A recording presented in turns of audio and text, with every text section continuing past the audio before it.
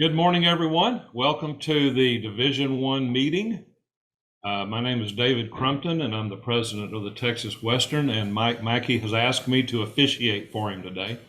Mike is at a train show in New Braunfels, showing printers, so we hope he does well and travels back home safely. Welcome to the Texas Western Model Railroad Club. We're glad you're here. As always, take a few minutes after the meeting to look around at some of the progress that's being made weekly. We're beginning to start scenery, painting ties, putting down ballast, really beginning to kick it into the next level. So week by week, we're seeing changes. We hope that you take a chance to look at the layout today too. Are there any new visitors with us today? Any visitors? Anybody new today for the first time? Yes, sir. Okay, tell us a little bit about yourself. So I've been modeling probably since I was 10 or 11.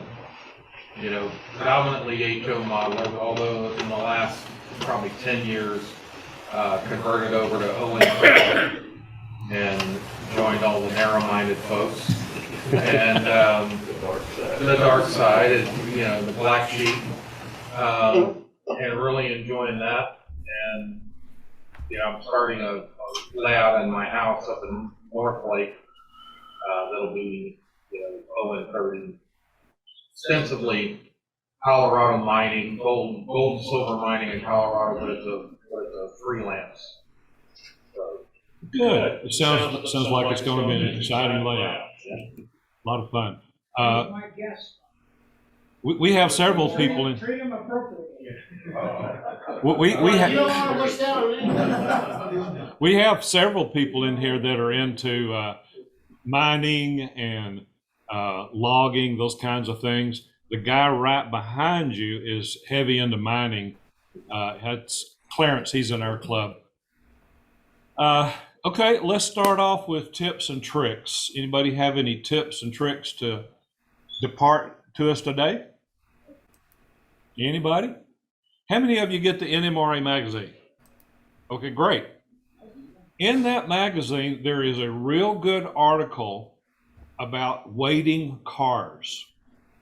And the author shows the formula that he used for figuring the weights of cars, which is nice. But he also put all of these formulas into Excel spreadsheets for N scale, HO, all of the different scales. So you can look down at the length of your car in inches.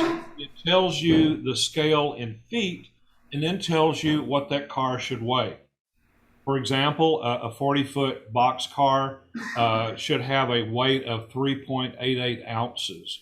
So I think that sheet, to me, was a big eye-opener because you don't have to do all these calculations. It's already been done for you. You just look at your chart, look at the length of your car, and it tells you what it's supposed to weigh. A couple of years ago, my daughter-in-law got me for Christmas. Actually, she got my wife something for Christmas that's found its way out into my workshop. It was a little food scale, probably less than $15. Probably got it at Bed Bath & Beyond or one of these places. It's just a little food scale for weighing food on. It's perfect for weighing trains and cars. So that's found its way out into my shop. And so that's a good way to weigh cars. It's digital. It's very sensitive. Does a great job. So you might look at something like that if you don't have something to weigh cars. Very inexpensive and is very accurate. Any other tips and tricks? Well, yes, sir, Stu. okay. Hi, Stu Sabisky, HO, a million years, or it seems like a million years anyway. Disconnecting KD couplers. You know, the time and true method is to pick up one end of the one car, move it over, and hope you can set it back down on the track again. And of course, the number two is with a little skewer. You know, the guys will drop down in there and turn. And lots of times that works, but sometimes it doesn't. Because it gets down into the little knuckles and it gets jammed or whatever. And the other day, I was perusing a model railroad publication on, and this guy has dental brushes, just a tiny, tiny, tiny little thing, and drop it right down into the coupler and then rotate it. And because it's bristles instead of a hard surface, it grabs the little pieces and just pops them open. And there's nothing to drag, nothing to catch. And I see heads going up and down. It's like, you guys have already discovered this, but nobody would tell me. Well, no, just discovered it in the last 2 or 3 weeks and made 3 of them, and they work like 98% of the time. It's a miracle. Also, Alright. did you buy it? Thank you. The things come like in a CVS or any of those places, and a small pack that probably has 20 of them in there costs like $4. Yes. And you What just are have they to cut called? it. Proxy brushes. Right. What are they called? Proxy brushes. Proxy brushes, okay, You just mount it on a skewer. okay. That's a great tip. Is it like a little brush? Yeah, it's a little tiny brush. And they come in small, medium, tight, wide, and regular. The tight ones work the best way, Joe. I would think that they probably work the end. If you have a larger scale, I would go with a wide one. And they work very well. Not 100%, but they work best. Going to a skewer or? I attach it to, yeah, they come, I know what they are. yeah, so What do you yeah, I attach it to? to a skewer. I just drilled a hole in the end of the skewer and stuck Oh, wow. the thing in. That's a Just great cut the- idea. Yeah, you cut the wide part out, and you have just a little narrow. You don't cut, you shave the plastic around it, and it leaves a core that the bristles are in. And then you can just stick that core into the end of a hole in a skewer. Just glue it in. Why don't you Works just very mail me well. one? Excuse me? Mail me one. I can. $40. Shipping and handling is another $5. We have another comment? Yes, sir. Yeah, if you don't want to cut them apart, you can buy them on Amazon, just the brush part with the stem. Or I bought some that were 4 or 5 different sizes and tried them, and I'm just pulling the one end off and sticking it up on the other end. And they've got a variety of types. Ones I got were thin all the way up. Up in Tulsa, I had a chance to operate on one that was wider, but the guy had taken the cap, put it on the other end. Works great, but it was a little bit In your thicker. experience, what size have you found was best for you? I'm in between layouts, so, but the ones I bought were a variety. I'm currently building my new layout, so, Jim was next. I'm sorry, One other thing, if you got a lot of scenery to do on your layout, particularly the use of the plaster impregnated gauze, good source for that, if you haven't found it yet, is Amazon. That, you can get the woodland scenic ones, and they're of a certain size, tend to be a little bit more expensive sourcing those. But if you go to Amazon, you can get a much larger roll for probably half the price. okay, thank you. Do we have another question or comment over here? Yes, sir. Yes, sir. Those little brushes are color coded as to their size, Okay, and the green is the perfect size. okay. And you'll find it on several videos on YouTube. And what I did with the green ones, on the end there's a little white knob. I cut it off with my clippers and then drilled a 3/16 hole in it and stick a dowel rod in it, 3/16, a little glue. And then you can always use the plastic cover that comes with it to protect your brush when you're not using it. Okay, great tip, David. Dwayne. Couple of things. You talk about the plaster gauze. Think outside the box, gentlemen. Medical supplies. That stuff was invented to make casts. Yep. Find you a medical supply store, you can buy it by the case and get it even cheaper. The other, because unfortunately with Amazon, unless you're on Prime and you find a seller selling it on Prime, shipping on that stuff was a ton because it weighs a bunch. Yeah. Also, on your little micro brushes like that, after the tip is hardened on them, You cut the tip off with a pair of flush cut nippers. It's a very flexible glue applicator. So if you've got something where you've got something with a bit of crack in it, you put a little bit of glue on that and worm it back up into the crack and then close it up and clamp it and let it dry. Great tip. Mm-hmm. Any other tips or tricks? You notice that Dwayne's kind of like MacGyver? I mean, he just makes anything out of, it's a toothpick, but I can open a car door with it. You only need two things in life: WD-40 and duct tape. Duct tape. If it moves and if it doesn't move and it should, Yeah. WD-40. Yeah. If it moves and it shouldn't, use Yeah. duct tape. Because duct tape is like the Force. It has a light side, a dark side, and it binds the galaxy together. All right, let's go to show and tell. Anybody have any show and tell today? Anybody? Okay. And it's on display there. All right. Now, did you have another announcement, Ken? Yes. At the club meeting last night, someone asked me about the digital magazine. And so I contacted Trigger last night, and he sent me instructions on how to get the digital magazine. Okay. So if you're interested, just see me, and I'll give you one of these. And I'm going to send these out to all the division heads to put it on their website. One of the things that came up at our meeting on Thursday night was whether the NMRA magazines that are going digital are going to be in a library that we can access. Did you find out about that? Yes. I'll hear what he said. We have issues with the current one going back to October 2020 and already on NMRA.zinapps.com and the mobile app. Also, the old bulletins they have from 1935 to 2006. And you can go in there and ask for information on those, whatever you want. Ken, could you repeat that web address with all the phones going off? You got it covered Yeah, up. I'll give it to you. You can. I'll just read it out so our Right there by Zoom the listener can hear it.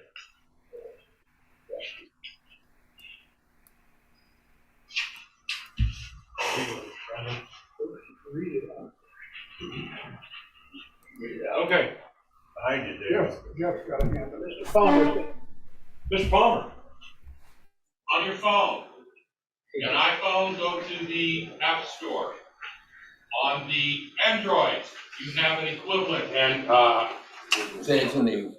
and download the app and you will get into the digital magazine. The only thing you have to have is your NMRA account set up. In other words, you have to have signed on to the NMRA at some time. I signed on 10 years ago, haven't signed off since. And sign on, it's there. Jeff. If you're going to do it on your desktop, you've got to run the Xinon software. Jeff, Thanks, Jeff. the information from Trip is that you have to go in and set up a new password for the on-mail app. It's on here. It tells you how to do it. You can't use the one from the app for the NMRA. Sure you can. you sure you can. Well, you read it from Trip. I understand what he said, but I have already done it. Yeah, I had no trouble using my old password that was that was in the phone. Yeah. I didn't do anything else special. Before we go further, I forgot to welcome those that are joining on Zoom. So if you're joining on Zoom, welcome to our meeting. We're glad you're here. David? Yes, sir. When I accessed the 49 cents for the current copy and $300 for anything else. I don't know. I can't comment on that one. I've not been there. Hey, David, I got an app I'd like you to sign on to. You sign on the first time it's only $1.50, but after that it's $300 an episode. Thanks very much, Mr. Palmer. Any other show and tell? Stu?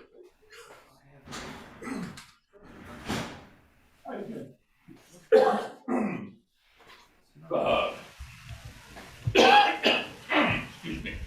In the way back days, the scratch mill was about the only way you could get a lot of stuff.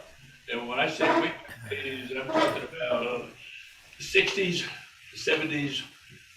And so I got into scratch building, built this little scale house. It's out of easy to build model railroad structures, 1963. So even the magazine is old. But this was in the day before you could buy all the styrene lapboard and all the fancy stuff. So this is made out of soft balsa. And I'll tell you, it's only been within the past 5 years that I realized that basswood was not hard balsa. Because when I was a kid, building model airplanes and stuff, we just called it hard balsa because it was. But anyway, soft balsa. And in the magazine, there's no plans. It's just a couple of pictures and the house, and it says, this is HO scale, go for it. So you take the soft balsa and then scribe it the width that you want. I had a friend that was a dentist, and dental tools only go for, so many thousands of picks, and then they throw them away. So I'd get dental tools from time to time. So you scribe the lines with some kind of a tool, and now you can buy scribing tools, and then take a number 6 hard pencil with a very, very sharp point and drag it through those lines, and it leaves just a little graphite or whatever in there. So you get you get nice siding. On the roof, if you get the tiniest ballpoint pen that you can find and run it across with your scale rule and put a little aluminum paint on it, you get corrugated metal siding. Window mullions, window pieces. There were no Northwest, short line windows, so you cut masking tape at the very, very finest that you could, and you laid it in there to make the windows. And of course, what have we got but a straight pin for a doorknob? A panel door. You want a panel door? Okay, so you take a piece of cardstock and you make it a little bit oversized, and then a piece of bond paper, and cut out the panels and glue it on there, and then inside got a big old beam scale. So this sucker was built 72, 73 in Michigan, and it's bounced around. It's been in California, Washington, Alabama, Alaska. It's been all over the place. I think it's indestructible. So anyway, I'm just laying here if you want to look at it after a while. Cool. If you drop it, no big deal. It bounces. Thank you, Stu. Thank you very much. John? I was in Oregon when we had the big boy come to town. But I think we ought to recognize Mike for the article in the NMRA, the latest issue, and everybody that helped with that. Round of applause for everybody that was involved. Nice article. Now. Dwayne, do you have any AP and advancement things to talk about right now? No, I don't. No? We Okay. didn't have anybody give me anything this last month, so I have nothing to present, unfortunately. We are now, I will give a quick little note, most recent MMR awarded, we had 2 this month in other regions. We're at MMR number 703 now. And I want to put this in a little bit of perspective for you. The reason I bring this one up, I got my MMR in 2007, I was 391. Yeah. The whole program started in 1961. So if you do a little quick math on that, it's like 46 years, something like that. It took 46 years to get from 1 to 391, and we've since 2007, we'll probably in another 2 years, we'll have reached double my number. So in the 11 years since, 15 years since, whatever it is, we've grown a lot. And a lot of that's because we've got people like me coming out here and preaching the gospel or the achievement program a lot, and it's down to y'all actually getting involved and getting working on it too. So again, same stuff I say every month. Get involved. It will make you a better modeler. If you've got any questions, want to talk about it or whatever, I'm here. It's true. Thank you, Dwayne. Daryl, you had a comment? I had over on the table. I laid out, one of the structures that's going to be on our layout is Dallas Union Terminal.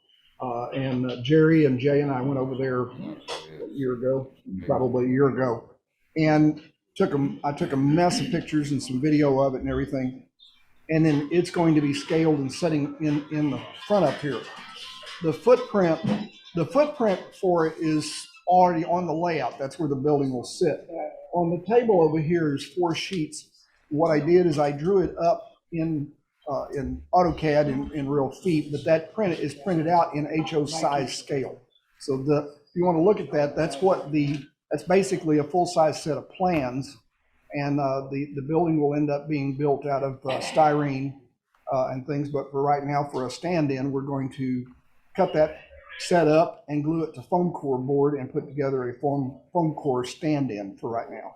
So that we'll have a 3D structure to look at. But if you'd like to look at the plans over here, those are all drawn up with everything, all the details, each wall is scaled out. Good email you just sent out. Oh, thank you, sir. I appreciate that. Daryl? Yep. Any other show and tells before we move on? We've got seats up here in front and a few scattered around for those of you that are standing and want to go ahead and move and sit down and get the load off your feet. All right. On this agenda, Mike had inserted something called questions and answers. What's giving your layout a problem at home, and how can maybe somebody in this group help you out? Anybody fighting any demons at home on your layout that you might bring up that somebody here might know something about? She's at the beauty parlor this morning. Hey, did you get that on tape? Well, do you want to know the cure for that? This is true story. I enacted a cure for that. It's an expensive cure, but it's a cure. I should have. Several years ago, when I got back into the hobby and joined this club, I found out there were so many toys that I wanted to buy. So I bought a locomotive, okay? And it was $300. And so I felt bad because I was spending $300 on myself, and my wife never spends anything on herself. She's always buying grandkids stuff. And I told her, look, how about this? Since I'm spending $300 on this locomotive, I'll give you $300. You can put it in your kitty, go buy something for yourself, go buy something for the grandkids. Well, it usually winds up at her kitty, and that accumulates, and at some point we'll take a vacation. But the problem, huh? How much did you spend this week? 750. So yes, it gets expensive, but see, here's the cool thing. Now she comes up to me and she says, do you need any more train stuff? Seriously. So it's a good cure, but it's expensive. Yeah. I'll give you an idea about how well I've got my wife. We walked into a house, we were looking for a new place. I walked in the door, I went to the kitchen to see how big the kitchen was. I look over my shoulder, she's heading downstairs. And I'm looking around, I'm thinking, okay, kitchen's a little small, but you know, we can probably do this. And I look up and she's walking out the front door. I said, what's the matter? She said, seen all you want to see? And she just goes, train room's not big enough, and kept walking. And I went, enough for me. I walked out the door. She knows that's a deal killer. That is a deal killer, Chris. When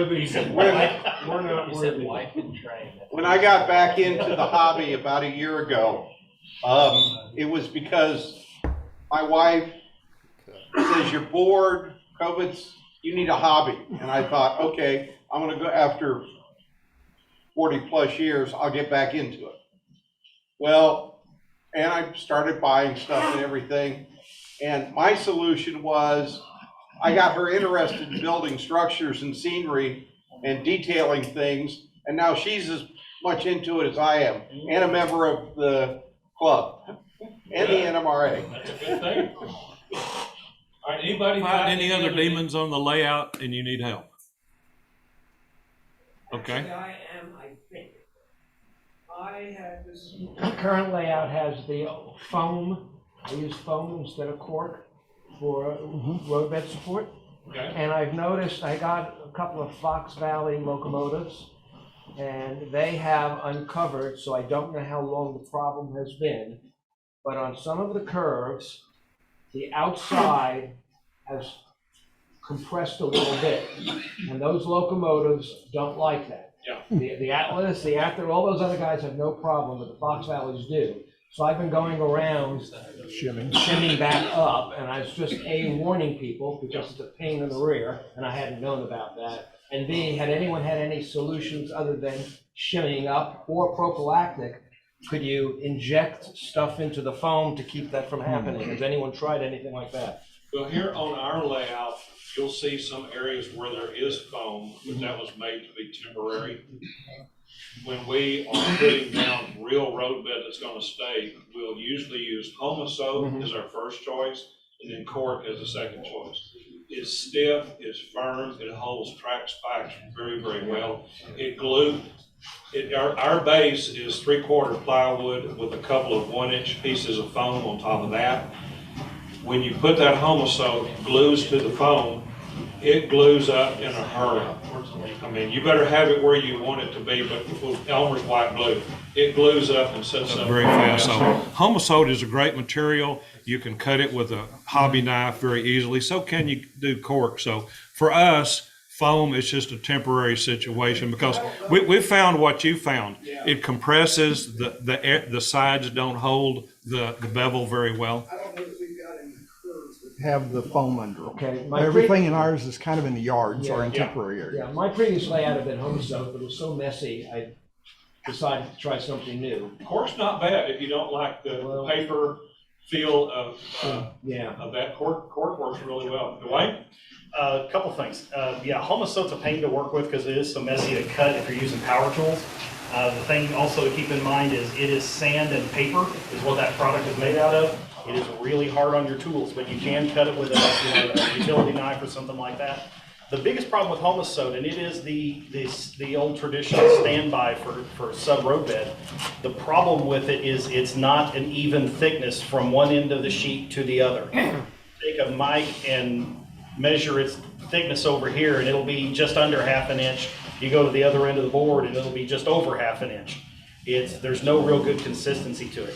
There is a new product out there, or newish product called Mycore that you can buy at some of the building supply places. It works a lot like Homosoap as far as track goes. The nice advantage to it though is it is dead flat, the same thickness all the way across the sheet. You can buy it in a 4x8, you can still cut it with a utility knife and all of that. The only disadvantage to Mycore, we've done a lot of experiments with it over at D3 when we first learned about it. We took a piece of it and stuck it in a 5-gallon bucket of water and put a rock on it and let it set for a few days. Pulled it out, shook it off, and it was bone dry. So it does not absorb water the way Homosoap will. Homosoap, if you have your layout in a room that is not climate controlled, as the temperatures change, and especially around here, the humidity changes so much, your layout will start expanding and contracting. And if you've got all your track joints soldered, which please dear God tell me you haven't done that, it will cause kinks in it, just like we get sun kinks on the real railroad. So that begins another side of this. The two last things, and I'll shut up. Mycore, if you put a spike into it and you pull it up and slightly adjust the track, you cannot reuse that same hole like you can in Homosoap. Homosoap will kind of swell back up and close it up. You can just drive it back down in the same hole. Mycore doesn't do that. Once it compresses, it's there. So if you have to move anything or you have to pull it up to loosen it up to get something under or whatever and then put it back down again, you're going to have to spike it in a different place. So that's a disadvantage there. Number 2, let me circle back to the please don't solder all your track joints comment. Please don't solder all your track joints. Solder them on your curves, that's it. You don't need to solder every joint. This myth that you need that for electrical connectivity. No, that's what the drops are for. If you solder all your track joints, you do not leave your railroad any room to expand and contract, even inside in a heated and controlled room. Your layout will still expand and contract a little bit with seasonal changes. And if you solder all that track in there, you leave it nowhere to go. Clarence, I think you had your hand up next. Yeah, in response to the original question, what we've been doing around here and seeing is exactly the same thing. It's on the foam strip road bed, the joints either bend down or they bend up. And what we've been doing is cutting some expansion gaps about 8 to 10 inches, 12 inches back from that joint, and that lets it relieve itself a little bit. We've had to put humidifiers in here especially during the winter time because of the heat. It gets very, very dry, and we've had some movement on our layout, so we wound up having to put a couple of humidifiers in here and run about 50% humidity. It's helped a lot. It's helped a lot. Are both musicians, so we've got a house full of instruments, and some of them are antique. So literally in the room where we try to keep all of this stuff, it's not odd for us to have a humidifier on one end of the room and a dehumidifier on the other, and literally let the two of them fight it out to keep it at a steady percentage. But yes, especially in an environment like this where you've got a commercial-sized HVAC, you can dry it out too much in the summertime too if the air conditioning is running a lot. So yeah, it really does make a difference. You have a comment? Yeah, I used Homosote on my layout. Was here for 13 years. Never had any expansion problems. But I did paint it first before the next paint, before I put the track down. Okay. David? Yeah, Dwayne, Sir, drops, you recommend putting drops on all your ready-made turnout? every length of rail gets a drop. Piece of track. Yeah. That's not my question. Do you put drops on your ready-made turnouts? Yes. But you could solder the joints there. You could if you wanted to, but I've found that if you run into a problem and you have to replace the turnout, now you've got to unsolder the joints, and you're trying to do that around ballast and scenery, and you're jockeying a soldering iron up there and trying not to burn your layout down at the same time. The only place I really solder track joints is in a curve, and I do that for the mechanical reason of it. Yeah. And typically, even when I'm hand laying my track, if it's visible on mine, I like to hand lay it because I'm a glutton for punishment. But what I'll do is even with flex track, I will trim one rail back, so I end up with this kind of a joint, so on a curve. Right. And I try to do this sometimes too on the other because I like the click clack. It makes it sound a little more real. But especially on a curve, I'll take it and I'll put in 5 to 7 PC board ties over the joint, and then I solder the rail to the PC ties and to each other for just a really solid mechanical connection, because if you do get any seasonal movement, a lot of times because the track is under stress maintaining that curvature, when it wants to bend, that's already a bit of a weak spot, and then you get one of these where the curve goes and does that. So I stagger my track joints and then solder them down to prevent that kind of thing from happening. All right, any other demons that need to be killed this morning? Any? Everybody in the front row. Keep in mind, All the good bad you're watching YouTube videos, when you come to a meeting like this and you're getting everybody's opinions, you're going to hear different opinions. You're going to hear, well, this works for me. Well, that didn't work for me. And well, this works best. And so it's kind of like the discussion we had a couple of years ago about cleaning track. And there was about, 5 or 6 different ways of the best ways to clean track. So just liken it to what a doctor told me.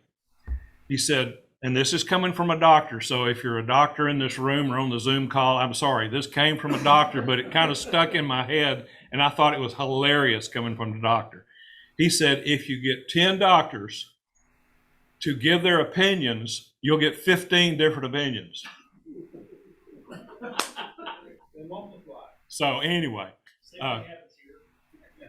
ask 6 guys how you do something, and you'll get 10 or 12 different ways of doing it. Yeah. But I'll tell you, that is a blessing, though. In our hobby, we have a big advantage, and I know Jeff's heard me say this before. If you go to a plastic modeler's meet and you see a guy with a really neat tank or a really neat airplane, they will not tell you how they did it. They will take that secret to their grave.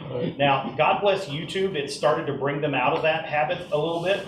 But their whole thing is it's all very competitive at those shows. It's a contest. And if I tell you how to do it, you'll come back here next year with one as good as mine. Here, you ask a guy, how'd you do your rust? You better brought a to-go meal with you, because you're going to get his doctoral thesis on how to do rust or whatever. So it is nice, but you do bring up a very valid point, David. It is, this worked for me. And there are things that I do that work for me that probably won't work for all y'all. And it's, that's why, I pass these things on as much as I can, and I hope they work for everybody. If they don't, if you try something that I've brought up and it doesn't work for you, let's talk about it, because maybe I didn't get something across, or we crossed some wires somewhere. We can talk through it, and it may not work for you. I don't know. It is one of those things. It's an opinion. Everybody's got one. Dwayne, thank you. Joe, would you like to talk to us about the LSR convention? Sir, I would. I figured you might. What, no walk-up music this month? Oh, yeah. My audio tech was running a little late, so we Yeah. didn't have an opportunity to set that up. Morning, everybody. First off, I'd like to report we had a nice little meeting for the 2023 convention a couple weeks ago. Different committee members, some of which are in the room here, presented the work that they've been doing. We had an opportunity to meet with Ed Slintek and Bob Schindler from the Meetings and Trade Show Department of the NMRA. Very insightful. Did a walkthrough of the Gaylord Hotel. Happy to report that that train is under full steam, and we're getting closer and closer to having a great convention in 2023. However, in less than a month, we have let me restate that, we have your Lone Star Region annual convention, okay? Many people have already registered. If you haven't, there's still time. If you're interested in operating sessions, there's still slots available. And if you have an interest in that, you send an email to opsessions@centexnmra.org and tell them which op sessions and times you'd like to participate in. If you're on the fence about am I going to go or am I not, by all means, you do not want to miss this once a year opportunity. They have a whole bunch of great educational clinics, a lot of it geared towards the AP program. So you might know something already, but like we're talking about, a different perspective. Okay, it's an easy travel down to Temple. Now, with that said, I will note that Mackie called me yesterday and said they're doing a lot of highway construction in Waco. So on your drive down there, plan on a little bit of extra time. Okay, but if you haven't registered already, lsr2022.org. And I look forward to seeing all of y'all down there. Thank you. Now, do you have the information on NMRX, or was that somebody else? NMRAX? No, I do not. Okay. But if you have any questions or want some more information, there's flyers up at the front door for this year's convention. Thank you, Joe.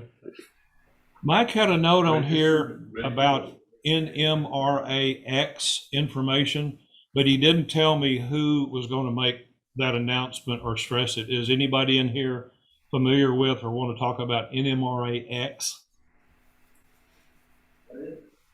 That's a good question. It's a series of videos that if you go to the NMRA site, you can go into NMRAX and you have all these how-to videos. You can find them on YouTube. You find them on YouTube too. In fact, you click on the link and it takes you to YouTube. Yeah, they're done live initially, and they're recorded and then posted out on YouTube later. They've been going on now since right after the pandemic hit. So there's a couple of years worth of clinics. It's folks from all over the globe. There are some really, really good ones out there, and definitely worth spending some time on YouTube. But be prepared. You'll be going down the rabbit hole. Yeah. It is a fun rabbit hole to go down too. It is. It is. Anybody have any more announcements or thoughts before we take a short break? Okay. We're going to take a short break, let's say 10 minutes, and we'll call you back shortly before the break's over. Jeff Palmer, okay, hang on. Jeff Palmer is going to be our clinician for the day, and he's going to talk to you about concrete, gravel, and dirt roads. I cannot wait, because if you go out to YouTube, you're only going to see about 2 million different ways of doing what he's going to talk about. So I'm interested to see his vantage point and what he's going to show us. So while we take a break, Jeff's going to get set up. David? Feed the kitty. Feed the kitty. What do you mean feed the kitty, David?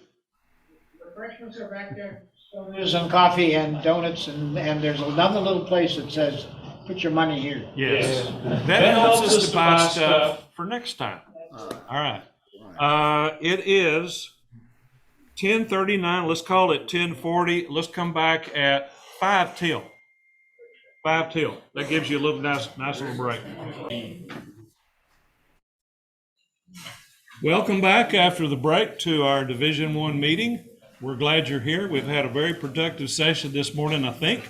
Shared a lot of information, tips, tricks, headaches, how to solve them.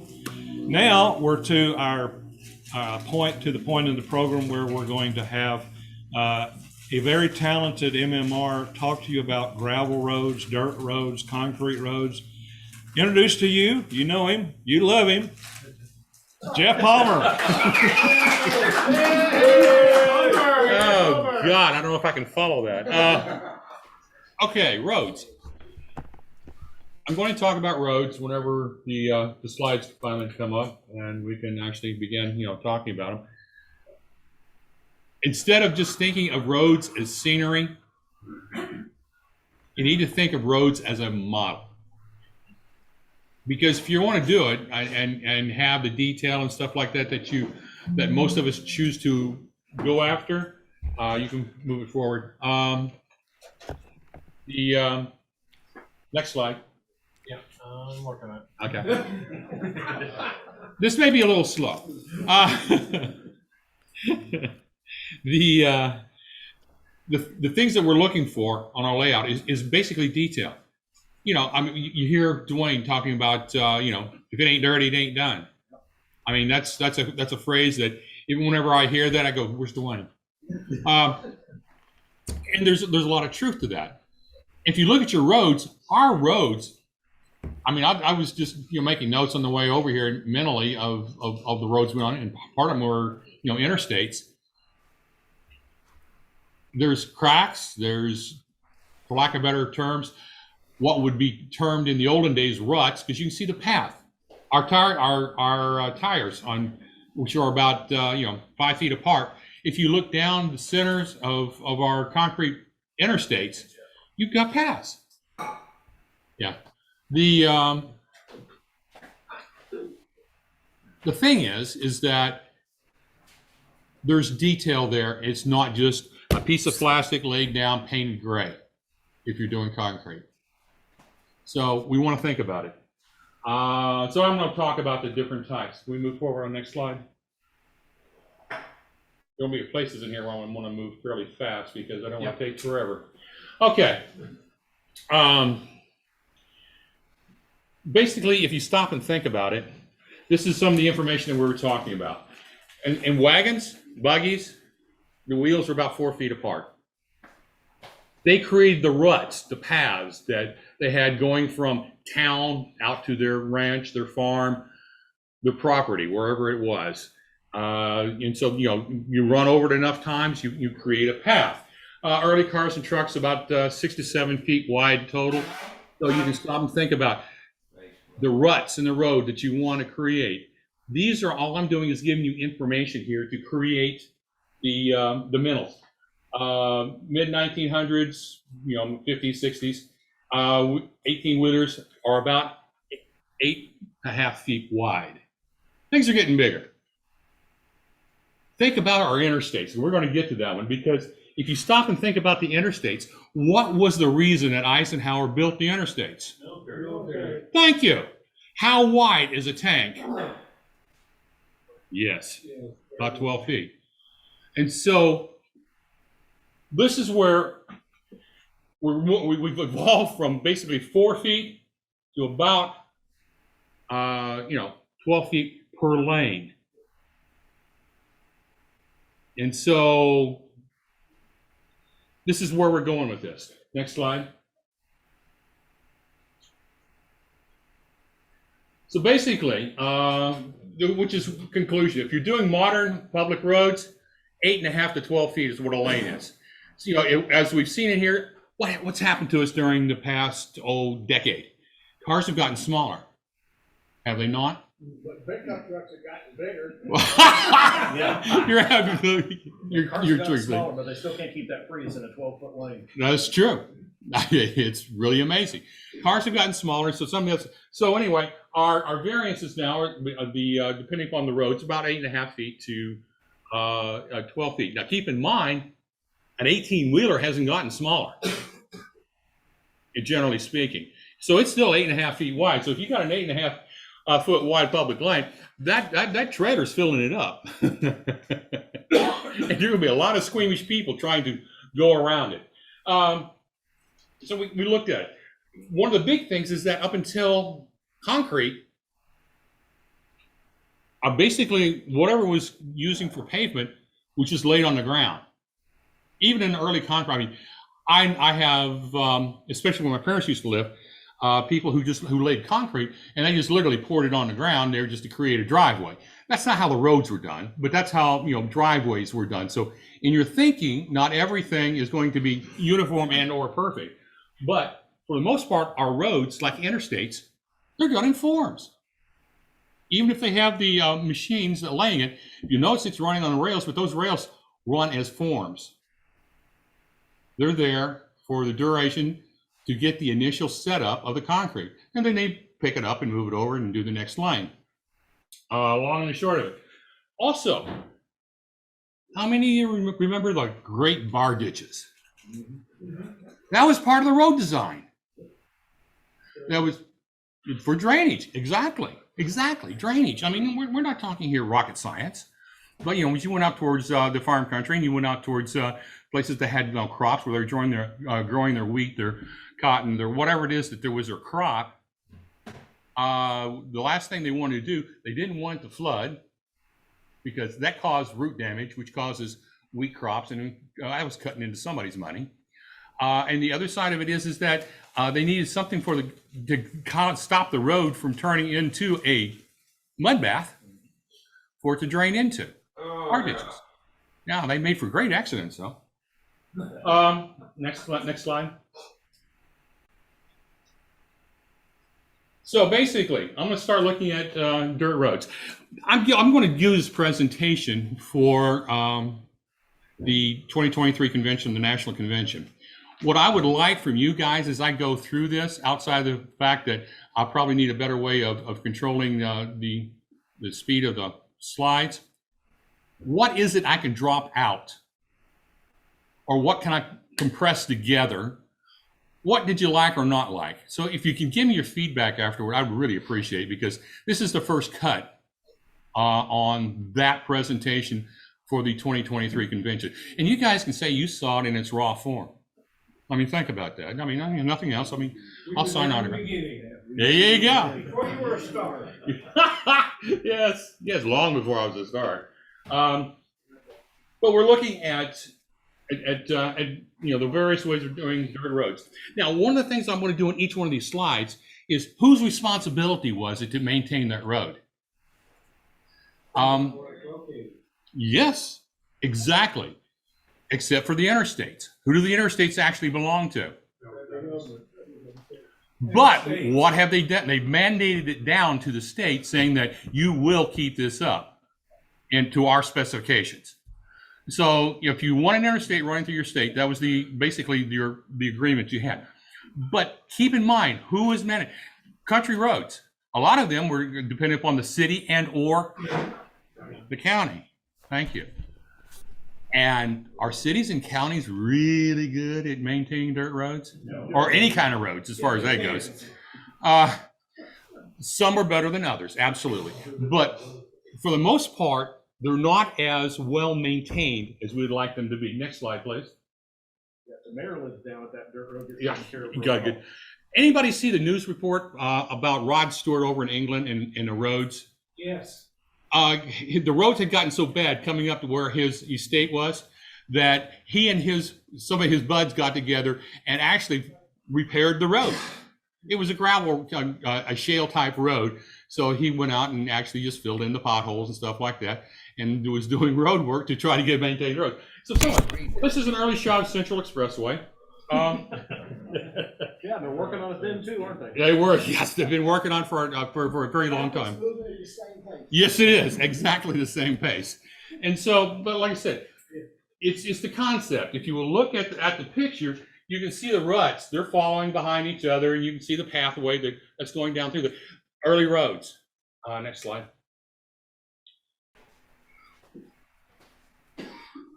Which actually sort of looks like along these lines. If you notice, you've got the real heavy ruts right through there. Notice how it's piled up in the middle. Why is that? Well, there's that. I promise you that's not all that. Otherwise, they'd be a lot greener and a lot thicker. But it's the pressure of the wagon that it's putting down on the ground, forcing up, because it's actually forcing up both ways. But since you've got two, it makes the middle look more humped. So that's the whole reason I put it there. I mean, basically, we're looking at what happens. Unmaintained road. This would be out on somebody's ranch. And that's exactly where it was. It was out on someone's ranch. And so the tractors and stuff like that, when they were headed out that way to do some work, over the years, that's what how it became. But it's those details. Does it have to be humped up a lot? Now, I'll tell you that this is an exaggeration of an unmaintained road. You need an example of an unmaintained road? Here's an example. By the way, Google Images is wonderful for this kind of stuff, guys. When you're doing scenery, Google Images, image what is what you're looking for. Next slide, please. Can I throw one in real quick, Jeff? Sure. Instead of Google Images, go to Yahoo. And the reason for that is they are two different database search engine wise, but you are going to find most of the same results. But the biggie is if you're wanting to save those results off, you can right click and save them right there off of the image search results. Where on Google, they want you to, you click on it, instead of getting a bigger picture, it takes you to the website, and then you get to go hunt and peck for the image. Because it's not going to take you straight to the picture, it's going to take you out to whoever's website, and then you get to surf for it. That's true. Where with the Yahoo site, it's right there, you click on it, you get a bigger image, right click, save as, you've got your reference stuff saved off. Good point. What's the Yahoo stuff? Yahoo.com. Images. So Yahoo.com, do a search on dirt roads, and then when it comes to your results, just click on images. Yep. They'll give you a similar looking layout, but you can scroll through them. They've got a little gallery master slide, and you can bring it up there and save it from there. This is more of what we think of as a dirt road. This one is actually taken up around Sacramento, but it's relatively smooth, relatively speaking. You know, I mean, it is a dirt road, so if you look real close and were to take a measurement out there on a level, you'd find out that it's not as smooth as the picture would make it out to be. But keep in mind, an HO scale or O scale, we're looking at at a 5,000 or 10,000 foot level of what the road should look like, and basically, a 2-inch dip in a road is not going to be seen from that level. So anyway, this is more of what we think of as roads, but it's got all the characteristics that we're going to talk about, which has got the ditches on each side, and basically a 2-lane road going in between. Next slide, please. I thought this was interesting because this is actually on a logging, and this is actually a single lane, but the equipment that goes up and down this particular road is huge. You remember those big giant trucks where if you stand next to the wheel, it'd take another person on top of you to be able to reach the top?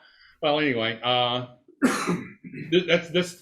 that is that road that would go up to either that logging cap or that mining area that you would see. But it characterized several things that we've been talking about, and that's, again, we got the ditches. You can see that on both sides.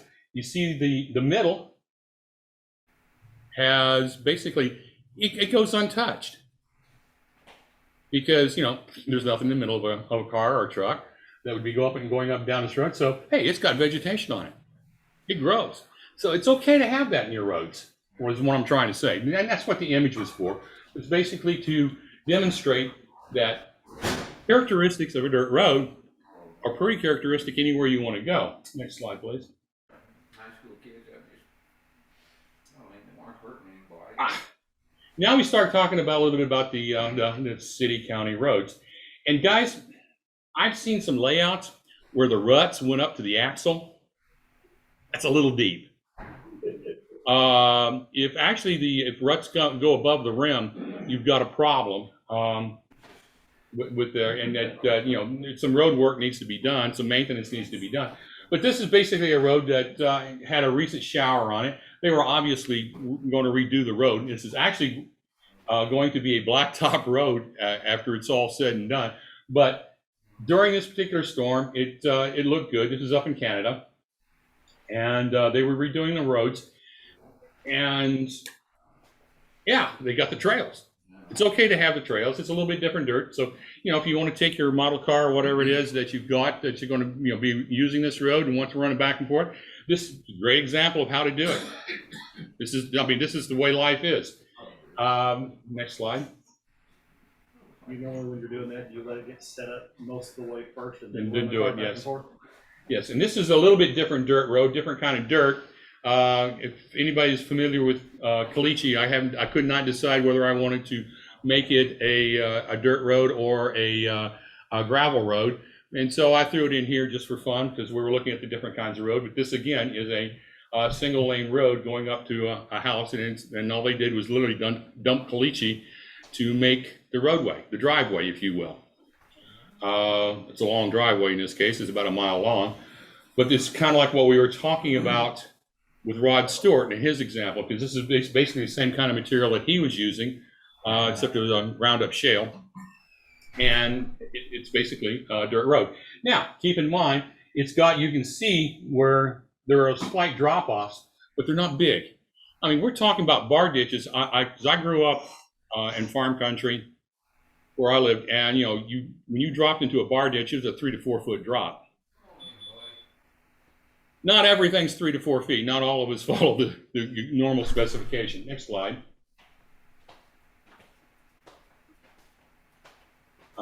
Not all of us will follow all the same specifications because this one here is obviously a road that's not well maintained. This was a road up in the Oklahoma area. Well, yeah, Right down the middle. right down the middle was the drainage, but yeah, it was not. It gives the wrong. Yes, not well planned, but there's variations. Notice how the instead of having the drop off inside, what happens if you don't have the drop off? The weight of the car or the trucks going up and down the road is pushed the material up to the side. Well, what does that do to the road? Now the roadway becomes the main waterway in the case of the rain, i.e. they had to have the rain in here. And in this case, it had fortunate enough to have it down the middle for whatever reason. But it is one of those things where, you know, the things that happen to roads, all we got to do is, you know, with our eyes, observe it, and we can recreate that. Next slide, please. Yeah. Now we're back to farm country. I got this shot because of the signs. Yeah. Level B service, enter at your own risk. Does that say anything about what the county thought of their risk? But yeah, this is a out in farm country here, and so as you can see, the tractors in the background and the bales of hay that's being rolled up. Like I said, it's just I was trying to give you images. And the next image, please. Hey, before you skip that one. Go ahead. Just out of frame is another sign that says, if I were you, I'd turn around now. Yeah. Hey, can you go back one?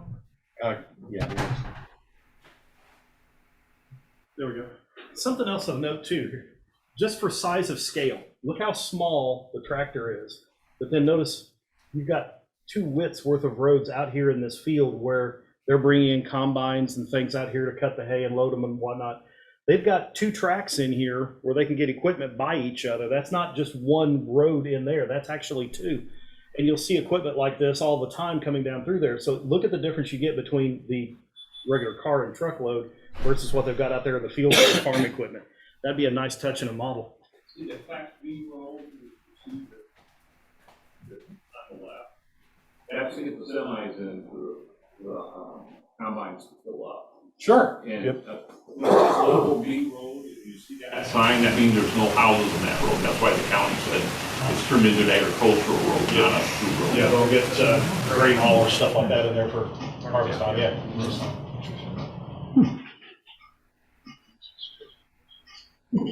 County keeping up the road. Great way to model. I mean, again, you've got your drop-offs, although over here they're going to need a little bit more. But you know, basically, this is how they maintain the road, and that's the kind of equipment they would use. I've seen people try to do it with a front-end loader kind of equipment, but basically, that's just the road grader that most counties use to actually go through and maintain the roads. Next slide. And needless to say, it was a little wet. Okay, dirt. Yeah, next slide. I mean, most of this is obvious. You're going to put down some Elmer's glue and then whatever dirt. I use a lot of Arizona rock and mineral.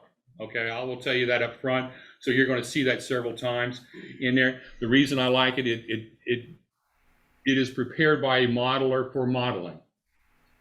Therefore, the dirt is fairly well ground up. It's very fine. It actually would look like dirt when you lay it down, and which is what I like. And so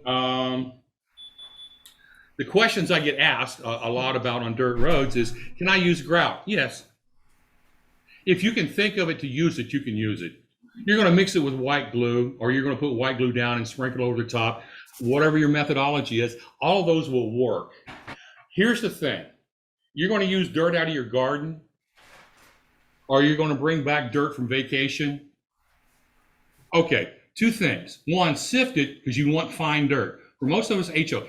Get one of your little HO people and sit them in the dirt. And does the dirt around the foot of that figure look like dirt? Or does it look like pebbles? Or boulders. Yeah, that's true too. Or boulders. That's how you make the measurement. So yes. The second thing is, if you're going to use real dirt, for lack of better terms, I'm going to tell you that what you want to do is take it, spread it out on a cookie sheet, put it in the oven, and heat it up for about 30 minutes, about 200, 250 degrees. And the reason for that is this. Real dirt has mold and fungus. And seeds. As far as that goes, insect eggs. You want those dead. Because the last thing that you want to do is wake up to an infestation of, roly-polies or whatever, It's not necessarily a fun thing to wake up to. I've had people wake up to infestations of roaches. Their house was basically roach free until you hit the train room, and just heat it up. Your wife is going to think you're crazy, but then she'll just kind of say, yeah, well, it's trains, therefore we can overlook. You're not going to mess up anything. The dirt's not going to melt. And so you're just going to heat it up to kill the organisms. Yeah, Clarence. Don't heat it for too long or too hot, because then the organic material will turn to coal. Yes. Ask how he knows that. Yeah, the other thing, go to Dollar General and buy your own cookie sheet. If you use Mama's, she will have a lawyer on the phone. Yep. And Sounds like she the won't. experience. Yeah. Yeah, so anyway, basically, those are the kinds of things. Now, the question I'm going to ask you at this point in time, should I include gravel at this point? So I'm getting ready to do gravel roads. Next slide. Because I want to do gravel roads. Should I combine, and after I get through the gravel road portion of this, should I combine it back with the dirt? I mean, because to me, gravel is different, but not really. It's just bigger. Jeff, going back to a technique question. Sure. On your dirt roads, you put down your glue or matte medium, whatever you're going to use. You sprinkle your dirt on it and you smooth it to the consistency you want. Maybe if you want to put grooves in it. Do you go back over that with any kind of spray glue to set it, or do you just leave it as is? It depends on what I want to do with it. I usually go back over once I put the dirt down and let the original glue harden up a little bit. It doesn't have to be totally dry. I will mist it just so that I have glue coming in from the top, because white glue won't show. But just to make it nice and solid. But if I'm going to run cars over and creating ruts, I do that before I mist it. Okay. Gravel, basically, gravel roads, they evolve from dirt roads, guys. It's like what we were talking about in the earlier slides. We showed a little bit of caliche, a little bit of stone, rocky, and a rocky area there, some stones, and it looked like riverbed stones.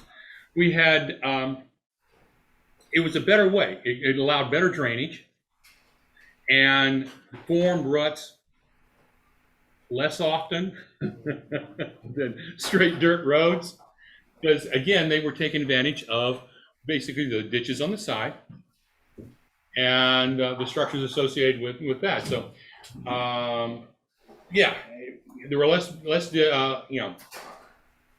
there were less of everything, and so it was a better road material than just bare dirt. Next slide, please. question for you. Sure. Do you ever show the washboarding of the gravel road? You know what I'm talking about, the washboarding? Yeah. And where you have runoff going through like through sideways and whatever. Yes. Well, So. that bump, bump, bump, bump, bump. When Yes. you come to a stop sign, it seems to be more prevalent there and in curves and stuff. Yeah, So it's there's just, you can. I mean, I've never really done it for. It's. Yeah, by the time you scale it out, it's probably gonna not be visible. Yeah. But yeah, it can be done. In O, I've actually used a piece of corrugated HO material and then kind of lightly pressed it into it just before it really took a set. Yeah. And it created a straight lines, and you can come in and kind of angle them out a little bit with a dental pick. Okay. But yeah, if it's much smaller than O, I wouldn't worry about it, because it's just like by the time you scale it out, you're just not gonna see it. Basically, if you were to go out and say, how do I construct a gravel road? You'll find this. Now, you didn't have that same diagram back when we were doing dirt roads, because dirt roads were by nature just dirt roads. They just, wherever somebody made a trail, there was a road. But here they show this. Now, I find that interesting that they always label, and you're going to see this several more times, subgrade. Now, subgrade in this grade, in this particular case, is dirt. It's no big deal. But if you notice that ideally, if you're creating a gravel road, it's got a slope to it. That slope is about 2%. Okay, so from the center line out, you supposedly you have encourages drainage to the bar ditches. Next slide. That's how county roads will tell you. That's what I went to look for. Example of a county road. Notice in this case they didn't particularly do a good job of having a bar ditch. So our bar ditch is mandatory? No, it's wherever somebody wanted to pour down some gravel and basically grade it out, and then it became whatever roadway. Next slide. As you can see now, this one here was more of the style that we were thinking about. This is again towards in the Missouri area, and I have relatives in Missouri, so. Almost. Hey, I grew up there. No, it's not. State highway. State highway. Of course, I grew up in Missouri. It's only Missouri up around St. Louis. Eastern versus Western Missouri, folks. Yeah, and if you're in the middle of the state, like below Rolla, it's however you want to talk about it. That's right. This is up around Salem. It's misery either way. It's misery. Yes, it is. Next slide. Would you possibly put some gravel patches in a dirt road to indicate a dirt road that was gravelled at one time, but with with rains and everything, the dirt is washed over the gravel, it's not been maintained well? What I would have done, and what I do is like that, where I wanted the gravel mashed down. Okay, the gravel's there, and then I go back over it with dirt and basically fill it back up with a little bit of dirt. But I mean, as far as that goes, you were talking about dirt roads. Or ruts, they all really got bad, or washout areas that really got bad. Did people go in and throw gravel on it? Yeah. It's a washout area. You do it. I mean, it's no big deal to maintain. This is obviously a parking lot kind of area, and I brought it in to show the detail and the things like this nature that goes on with businesses. It's not uncommon, especially when you get more of the rural areas where they don't pave everything over with concrete, not like Dallas or Fort Worth, where everything has to be industrial grade concrete. It's one of the things that I'm going to create a warehouse over here. I need to be able to have access for whatever truck is going to be bringing in whatever material, and so I'm just going to lay down some gravel, and they did it. Notice that they put out a pretty good pile of it though, because there's a ridge line here that says that they've been piling it up, and but also notice the footing of the building. It's not quite as high as the footing yet, so it's going to be interesting. And obviously, in the rainstorm they have here, this is going to be a wash area. And so you're going to see dirt coming back over this area, because this is all fresh, coming back over from this area down. And so if you wanted to detail that by putting a little dirt and the gravel over there, yeah, no problem. That's what's going to happen. Yeah, I'm thinking that's the subgrade. It could be. It could be. Next one. They were talking about doing patching earlier.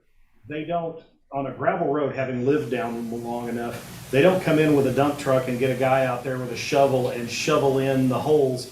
They come out and they dump a dump truck or half a dump truck, and then they get out there with a blade and they flatten it out. Right. So you end up getting coverage across the whole road, not just the potholes that you saw in there. Now what you can do is find you a slightly lighter color shade of gravel and have a spot that might be 6 to 8 to 10 feet long, almost the entire width of the road, and lay that in there and smooth it out a little bit and then glue that down. And that would be a spot where they've come out and dumped a batch of gravel out and re-leveled the road. Quick comment on your slope of the road for gravel roads. We paid to have a greater grader gravel road in Northern California at a third of a mile. Looked beautiful. So when it snowed, I come through with the snowplow. What a wasted money to have it slope. And the county, on even the 2-lane roads, they didn't have any slope to them at all because their snowplows were just on the front of dump trucks. There's no adjustment for tilt, so everything was level. There was no slope at all. Yes. The whole purpose of this slide was to basically tell you that most of my roads use the fine ballast. Okay, now, as we all know, gravel is not one color. Okay, I like to throw in a little light gray or whatever. Notice that also a different size in. Now this is greatly magnified. This bag is probably about that much of the Woodland Scenics about. And so the grains here are slightly magnified, 2 or 3 times.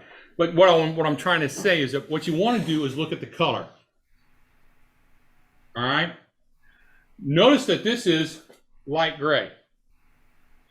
Now I don't know how that's. I know I'm old. I'm 72. My eyes deceive me a lot there when it comes to little things like that. But I'm having trouble with gray on that one. So understand. So make sure you look at the color. I use that ballast on my scale layout. Yeah. And when you put it down, it's great. Yeah. It's weird. It is. Glue. All right. Next slide. Yeah, no, it's not. So the question is the other question is, can you use sand or grout? And the answer is yes. You can use whatever you want to use. I just tell you the same thing. The size of the gravel, that Pfizer figure, the Pfizer figures are based on a 6-foot person. Okay?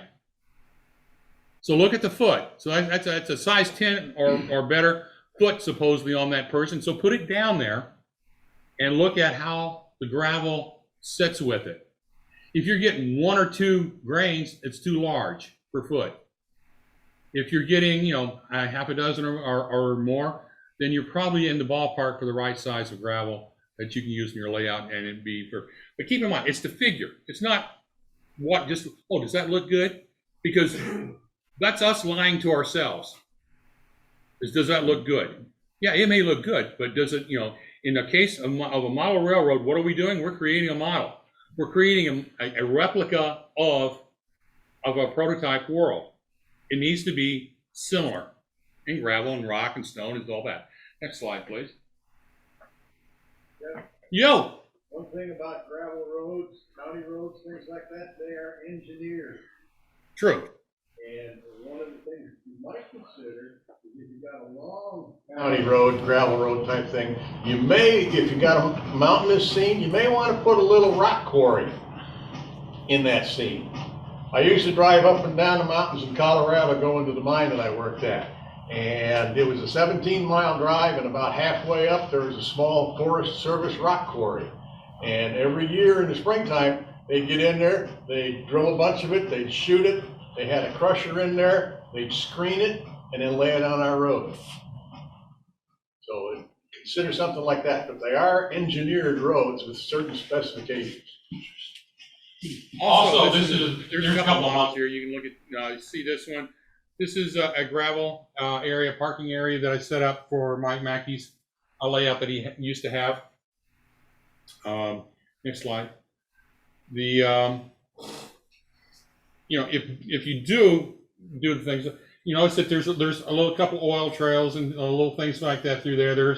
If you were to look closer, you would actually see some ruts in the roadways coming up. You can make and do your roads any way you want to. What you do to it to add detail to it is one of those things that's going to make the difference between just laying somebody's gray ballots down on and gluing it down versus making it look like a road. Next slide. Like I said, those are all off of mics. Yeah. One of the things that I've noticed on dirt and gravel roads is in the ruts, the gravel in those ruts is going to be of a smaller size than around the ruts because the vehicle traffic will have pushed a little bit larger rock out and crushed some of that. Same thing with the dirt. If you put your very finest dirt in those ruts and maybe not quite so fine a dirt where the cars are not going, it gives you the path where the tires went. Yeah, that's true. It's going to be a tough one to model. It is, but I mean, you just dust it down to powder in those areas. Yeah, that gets a little bit tougher, but yes, and that is, true statement. Asphalt roads came along, and they're kind of like gravel roads. They came and covered over, the gravel covered the dirt. Well, the asphalt now is going to cover the gravel. That's basically how the road came about. And so most asphalt roads are maintained by the county. Few by the city, but mainly by the county because there's an expense involved and there's a bigger tax base at a county. Next slide. And so basically this is how we look at it. If you look at it, there's several substrates in here, and one of the things that you're gonna look at, you got the blacktop on the top, but then you're gonna most of this is going to be gravel below it. And then obviously the dirt and stuff like that down below that. But basically, again, the road's on almost like our railroads. It's got a little place to put, and then it tapers down for drainage. Notice that the bar ditch has gone away.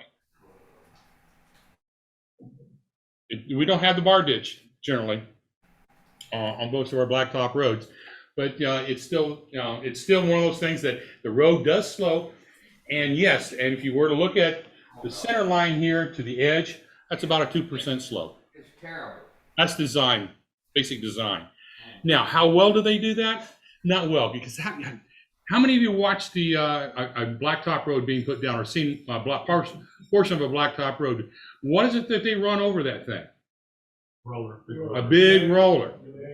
Yeah, and they don't necessarily do just leave the right section, one section, the center section by itself. They roll from one edge basically out to the other, or they start in the middle and roll out to the edge. And so I question the 2%, but nonetheless, that's theoretically what you're supposed to do. From the center line out, you're going to do about 2%. Next slide.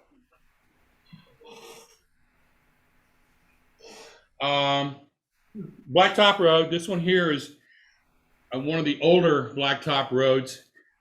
You remember the days when you used to put down just like oil and tar and then just kind of come back and do gravel and stuff like that? The early asphalt, well, that's what that is. And so you can do that. Next slide. It is. But when I see asphalt roads, this is what I start thinking of. Look at the cracks. Also notice that that's not black. That's a gray. And most of our asphalt roads are not black. The material that you're going to be working, you see at the end, is all going to come out black. People view asphalt roads as black, but actually most of them are not. Most of them are gray. But also look at the cracks. And the cracks are going to be representative of the material that's surrounding it and the inclines associated with it. In other words, if I'm sloping out, you're going to see a lot of I'm going to call them vertical strata. Now, how do you do those? I know some people will carve them with knives. I find that, that works pretty good. But also, since I'm going to make the assumption that the county maintains the roads, that you're also going to come back and you're going to see them, dribbled on with tar. Is what they do. They come back and they seal the cracks with tar. So you're going to see a lot of that. Next slide.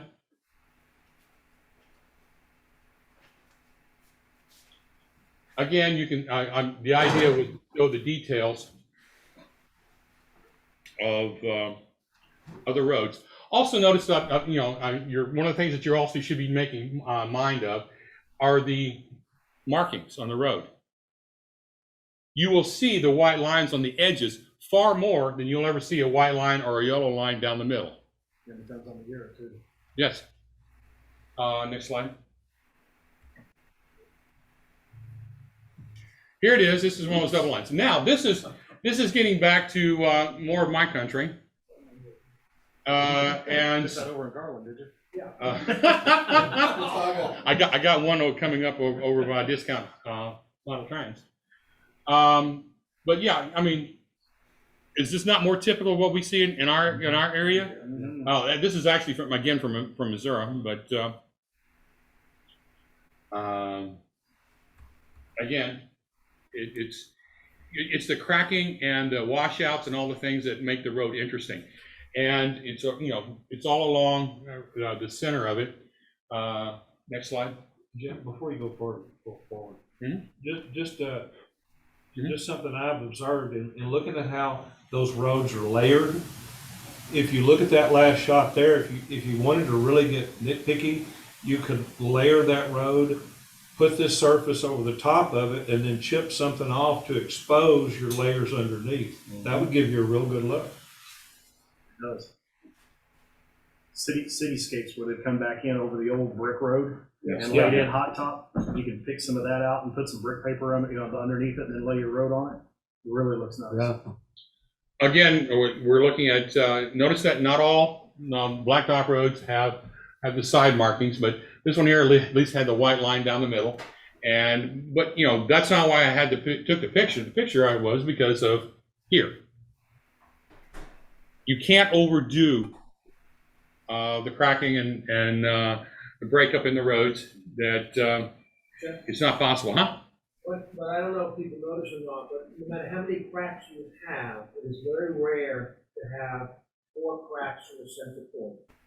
And most of those cracks are three-way things. It's when things crack in nature, they tend to do that, as opposed to when men put cracks in and do intersections. Oh, okay. Yeah. I'll tell you something else too. I wish this picture was taken zoomed back about 4 or 5 feet, because this tells a really neat story. Right here, there's another road that comes in right here.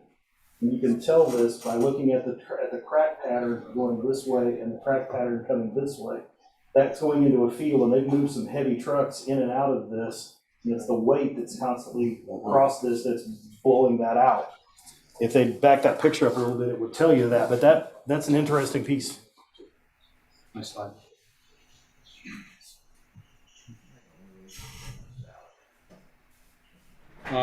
This one's over by Discount Model Trains. In fact, give me the next one after this one. Again, over by Discount Model Trains, where and the reason I showed it again was for the patterns. In this case here, the patching. We got a big patch right there, and they use obviously asphalt to patch an asphalt road. In fact, how many times have we seen asphalt used to patch a concrete road? Yeah, it's not unusual. It was just one of those things. Like I said, I just wanted to make them. You can see the markings. Next one. And again, asphalt without the benefit of being either gray or black. It's worn down to the substrate. This is a fairly old road, but I didn't take the picture for that reason. The reason I took the picture was for all of the car marks where they gone through and they had to patch the road. because this is a major highway, and so major highways also get lots of patching done. Next slide.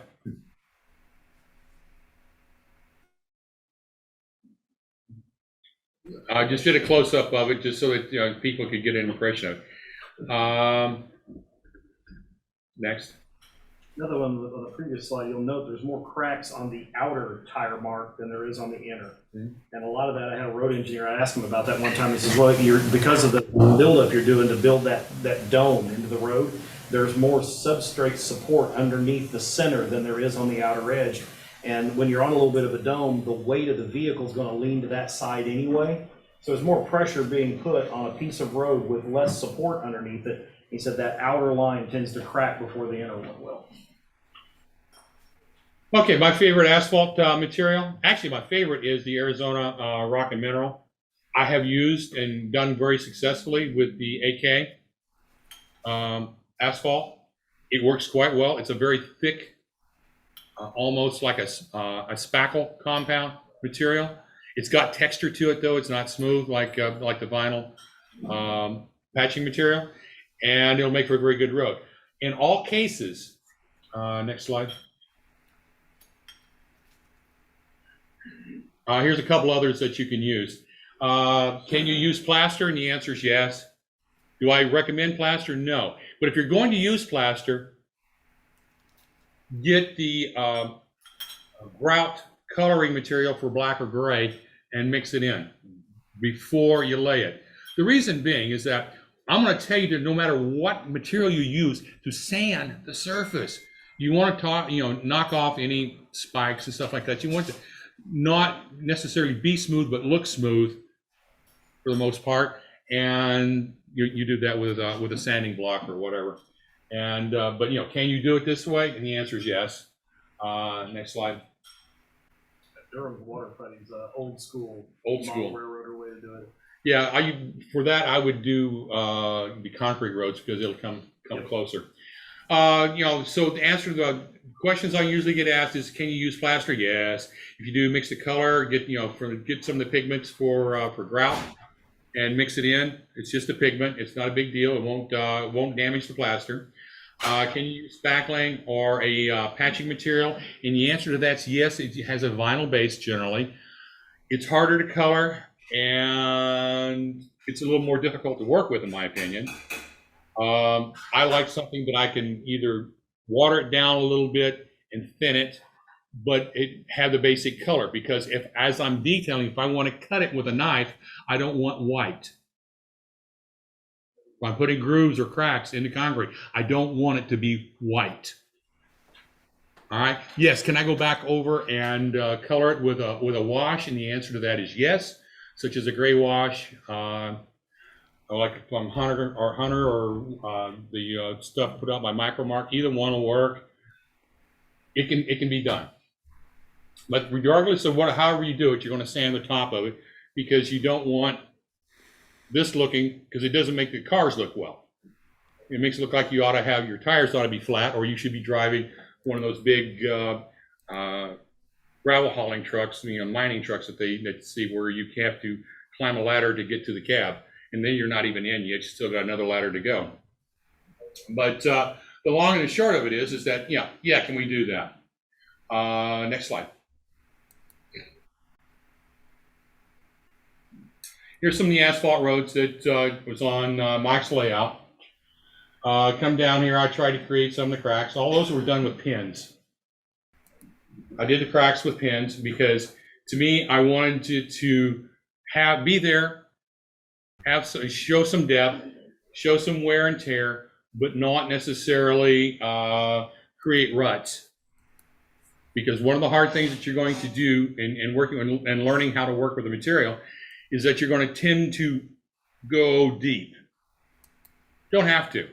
We're talking about HO. If you create a scratch across there, you've already got a 1-inch cut, scale-wise. But if you go deep, you got a 6-inch cut, and that road probably needs to be ground up and totally rebuilt. But we're talking here. So I use pins for a lot of this stuff. Really fine point pins.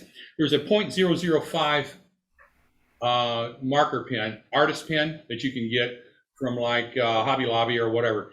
That's what I used for the really fine lines. Next slide. A little bit more, created a few holes here and there. Even threw a little material in to look like there might be some water sitting there. But again, that's on Mike's layout. Next slide. And now this was my favorite one. And I actually didn't do this. This is off of Google. But I enjoyed someone's sense of humor for Asphalt Roads. Obviously, he went out there and there was a patch that he was probably not happy with the city not fixing for him in front of wherever. And so they create a little illustration here. And so to me, that's a modeling tip right there. You know, you can create some interesting looking little things on your layout. And so you have the mama duck and the ducklings checking out their own private swimming pool in whatever town this is in. Next slide. Basics. Basically, concrete was the latest in the evolutions of material to cover your roads. Most concrete roads are maintained by the state or the county. The interstates are federally mandated to the state, which means the state is responsible for it, but they have federal guidelines that they have to follow. Next slide. They do that because your gasoline taxes go to the federal, but they're going about to build those roads. Yes. And keep in mind, it was mainly designed to move military hardware. And so Eisenhower, after being a general in World War II, came back and said, hey, you know, we need to be better prepared. General concept of, general description of how a concrete road is built. Notice this is not feathered down to an edge here. It's basically formed, and concrete is feathered again. It's got about a 2% slope to it from the center line. And there is definitely a center line on concrete roads. Notice that the substrate went down here to, it's got aggregate, gravel by any other name, blacktop on top of it, and then the concrete's on top of that. I don't know that they all follow that exactly, like most of the interstates I've seen. I've never seen them put down the asphalt first. I've seen them put down a plastic material to help weatherproof it. But, you know, it is still the basic design. Yeah.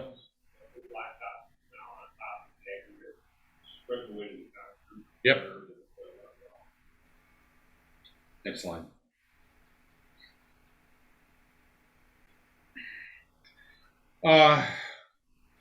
Now this concrete road has obviously not been well maintained, so it's probably maintained by the county.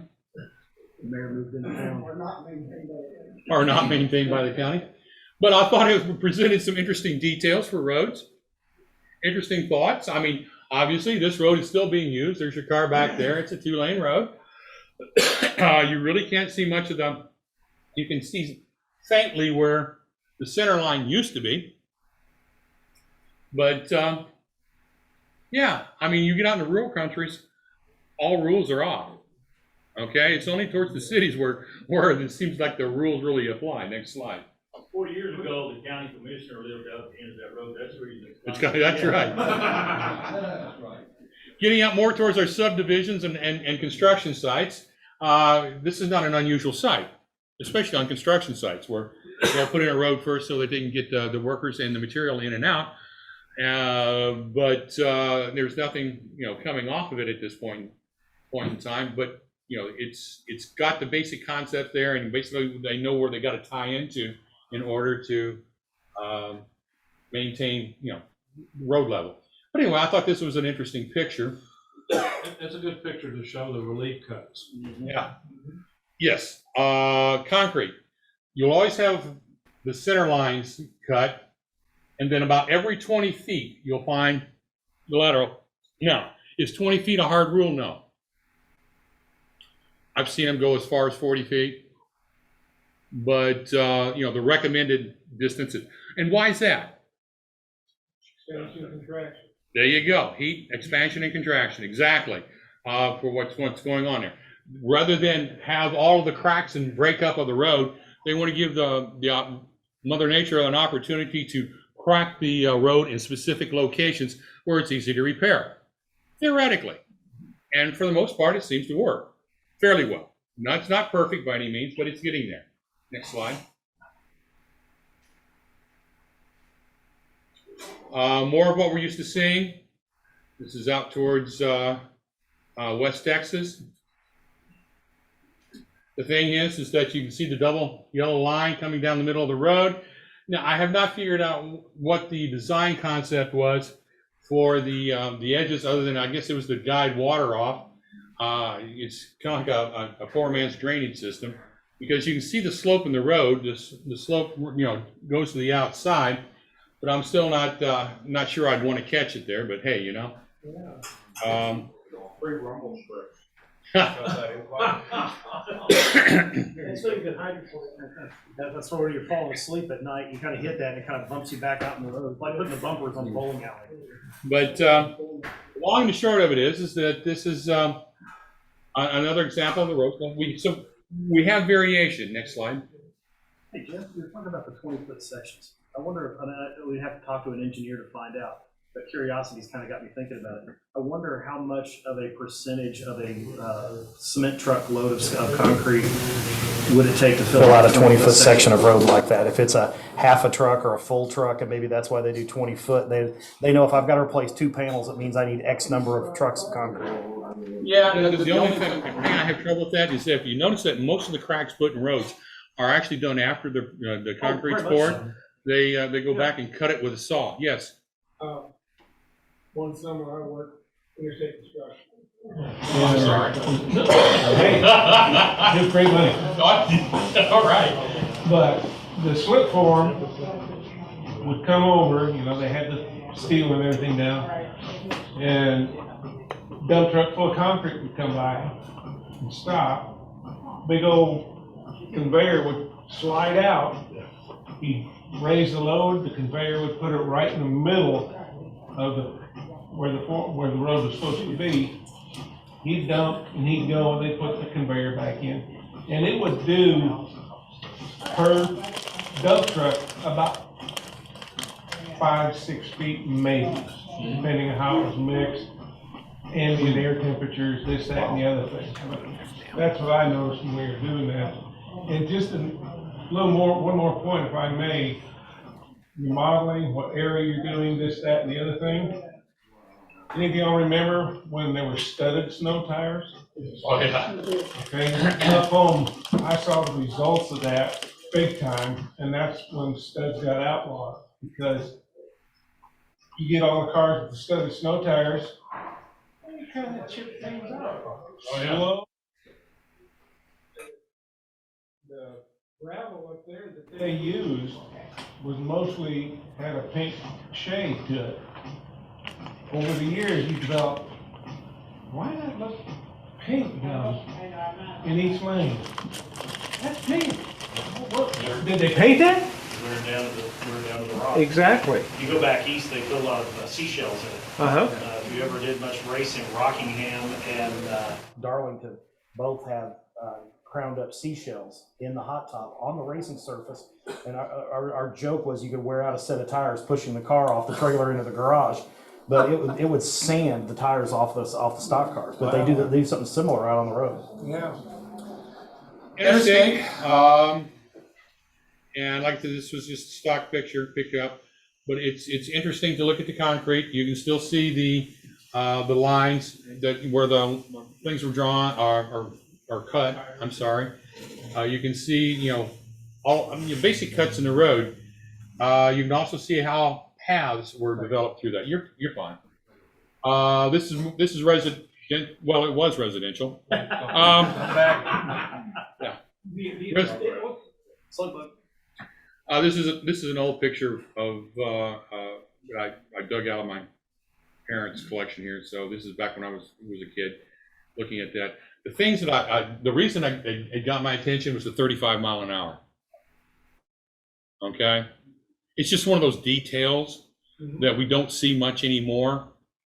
But back during the 60s when this picture was taken. It was 35 miles an hour. And I put it there. And it also showed curb structures, which we'd see in residential areas. On both sides, you see the curbs. And, you know, it's got a slug bug in it, and, you know. Jeff, another interesting point is how down the center of the lane is darker from the dripping and what have you of engine oil and other debris over the years. But yes, that center section, you think it's where the tires are. No, it's there. It's in the center where your engine between your wheelbase. Between your wheelbase. Yeah, not just the engine, the rear ends too. Yeah, rear ends. Yeah. And the spot is just after dip, because your car hit the dip and the oil gets slung off to the bottom. So it's just after the dip. Yeah. Yep. And it stops sign. It And stops sign. if you're modeling and have your car straight up to a stop sign, maybe they're having a chance to sit there for a while and leave there. Which is the reason for the photo. Thank you for being my straight man here. You know, manhole covers. I mean, those are things we would not see it in a lot of them in the 40s or the 30s. They were there, but it only like more towards city scenes. This is out in the residential area, the suburbs, for lack of better terms. There's a manhole cover. It's just one of those things. And like I said, it also shows more of what we would think of as the road structure in suburbia. Next slide. Yeah, just a regular paper punch and a thin sheet of styrene makes great manhole covers for HO. My favorite materials, again, you see Arizona rock and mineral. I also have used the concrete from the AK folks. It mixes out and it goes out well, and you put it on with a putty knife. Now the hard part in both cases is you want the road to look like it was formed. Therefore, you want sort of a uniform side to it. And the way that I do that is that Woodland Scenics, next slide, puts out what they call paving tape. You ever gone to the store and looked at some of the double-sided tape? That's sort of what this is, except one side's not, sticky. But you do have to peel it off. But you can put it down, and you can lay it down, and you can then make it just wide enough for your trowel to go down through there to level it out. It gives it that more even look that you would expect from concrete, because concrete is poured and maintained by the machines and stuff like that. Can you do it with smooth plaster and on the other material? Yeah, they're going to say you do it. But I'm going to tell you that if you're going to use plaster, go to the store, go to your Home Depot, go to Lowe's, wherever it is, pick up the grout pigment for gray at either of those stores and mix it into the plaster before you pour it. It doesn't change the characteristics of the plaster. It'll change the look. But the thing is that if you chip it and plaster on a model, it's going to crack and it is going to get chipped. It's just the way it is. And it'll still show gray. It won't show that white that kind of goes, oh man, I can't believe it. You saw that color there. Hey Jeff, do you use the paving tape on when you use the AK products? Yeah. Okay. So you're using the tape as actually a form, aren't you? Yes. You use styrene or strip wood too, but the foam tapes allows you to follow curvature a little better, and you don't have to worry about running underneath it. Right.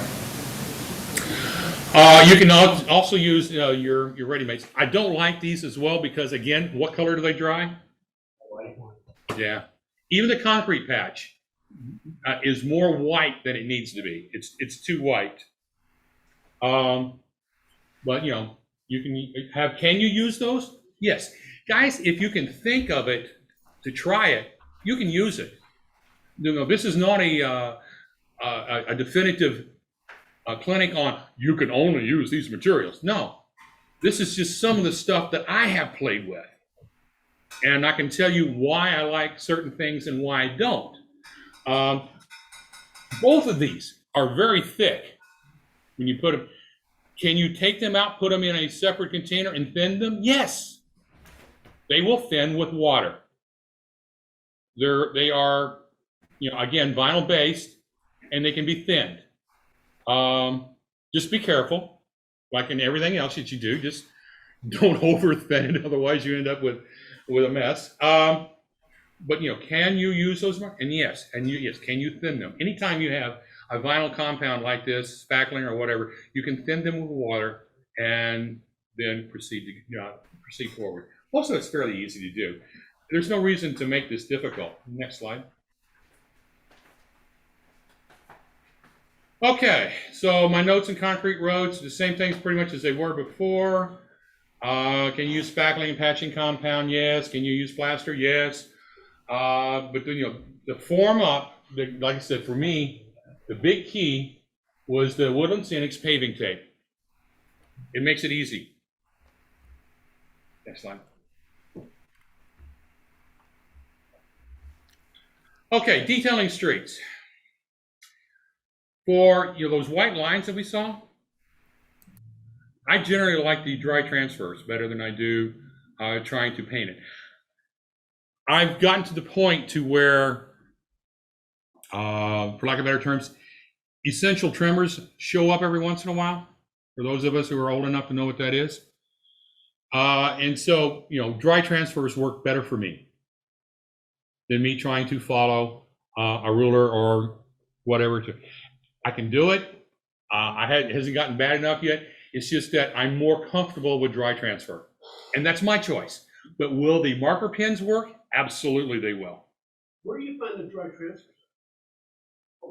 I get most of my stuff off the internet. Can I put one out? If you want to paint them on, it's easy to do as well. Get the frog tape. Don't buy just plain old painter's tape. Get the frog tape. That's the stuff that's got a built-in deal on it that when it senses water, it turns it into a seal and seals it off. So if you don't get it perfectly down onto your material, it will create a barrier there. So when you paint your molding or whatever, you get up with a really nice crisp line.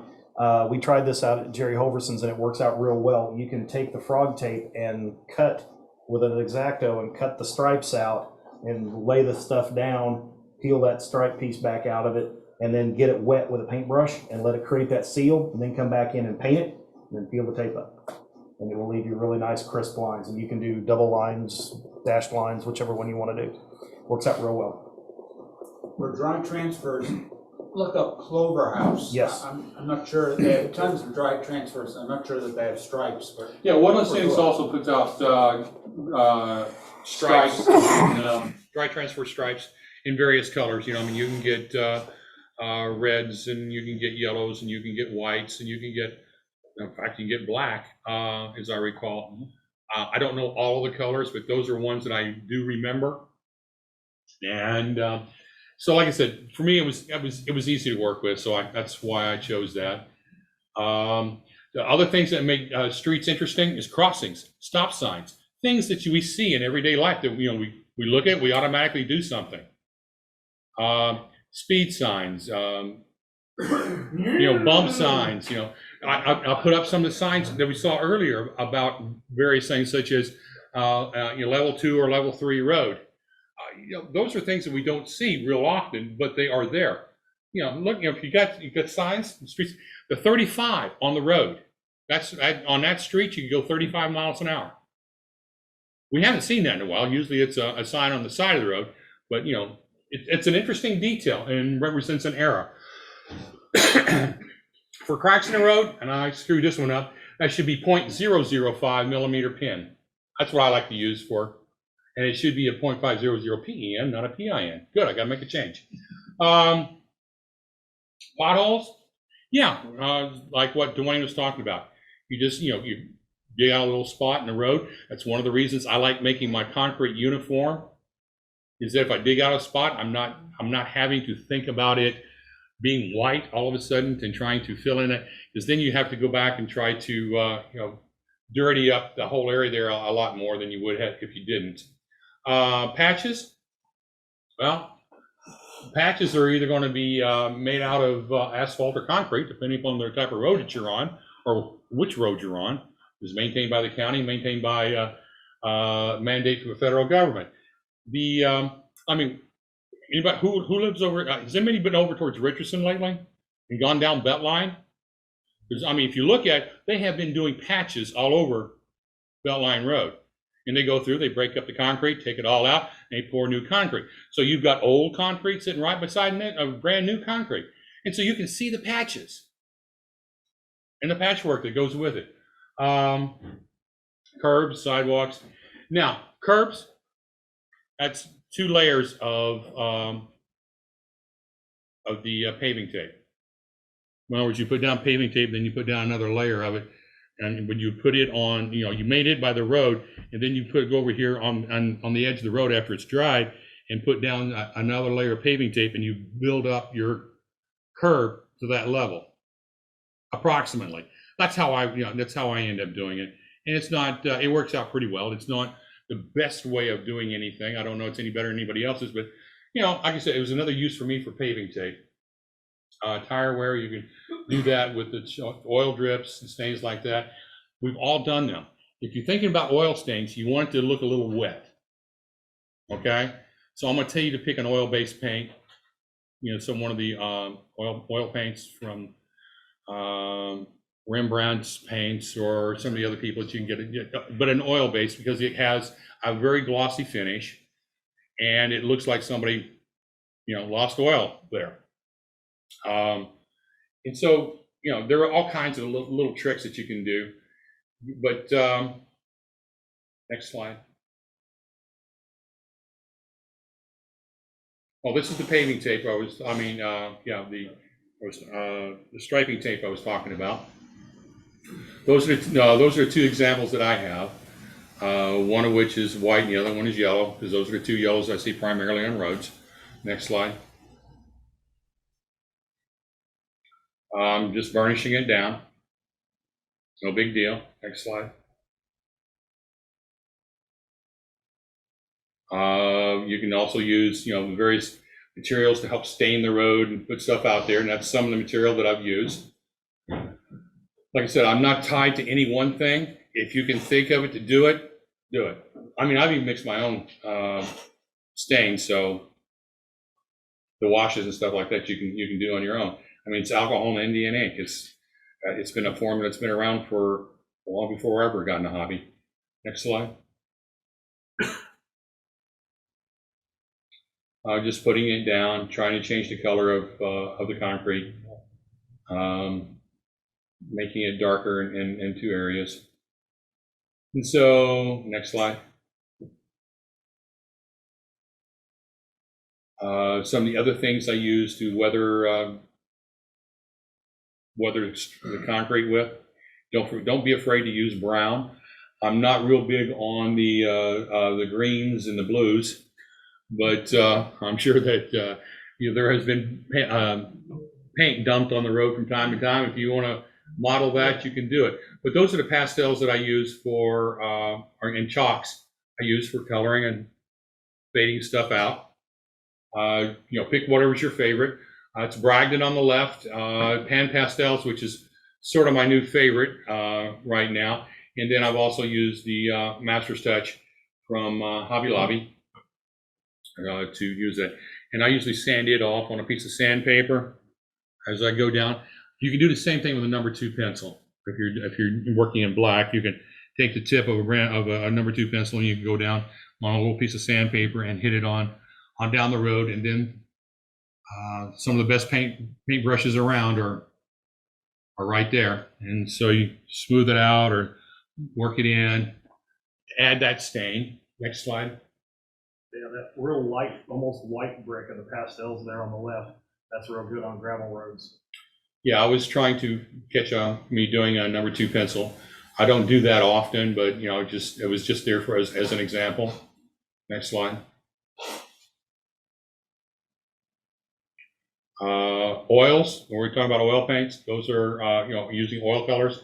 Those are the ones that I generally work with. Those are, stock picture slides, unfortunately, off of the internet. because mine would be all crunched up. But it's the color that on there that you want. You know, lamp black, ivory black, and Payne's gray are the three colors that I use, depending upon how much gloss or how little gloss that I want. Ivory has more gloss than lamp black. Lamp black tends to be flat black. And the key word there is tins. Payne's gray is a very dark gray color, almost black. Whatever, you know, those are the colors that I use for doing some of those kinds of colors. Next slide.